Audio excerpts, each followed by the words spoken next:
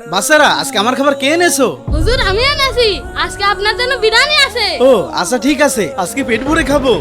হ্যাঁ কি ব্যাপার, এটা তো খালি বাটি। কিন্তু হুজুর আমি তো আপনার জন্য বিরিয়ানি এনেছিলাম, বিরিয়ানি কোথায় গেল? আমিও তো কিছু বুঝতে পারছি না। আচ্ছা ঠিক আছে, আজকে তোমাদের ছুটি। আমার সাথে এটা কি হচ্ছে? এই খাবার কে খাচ্ছে? আমাকে ধরতেই হবে। বাচ্চারা আজকে তোমাদের ছুটি। এই শ্যাম তুমি বসো। জি হুজুর। এবার বলো, তুমি প্রতিদিন আমার খাবার চুরি করে খাও কেন? হুজুর আমি তো আপনার খাবার চুরি করে খাইনি। চুরি করে খাওনি মানে? আমি আমার নিজের চোখে দেখেছি তখন। কেউ দেখছে না তো, কেউ দেখার আগে খাবারটা নিয়ে চলে যায়। আরে এটা আমি কি দেখছি? তার মানে শ্যাম প্রতিদিন আমার খাবার চুরি করে খায়।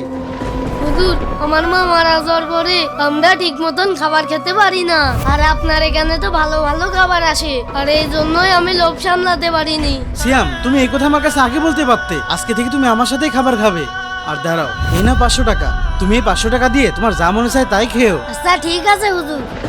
প্রিয় বন্ধুরা, আমাদের ভিডিও যদি ভালো লাগে তাহলে লাইক করে চ্যানেলটি সাবস্ক্রাইব করে দাও।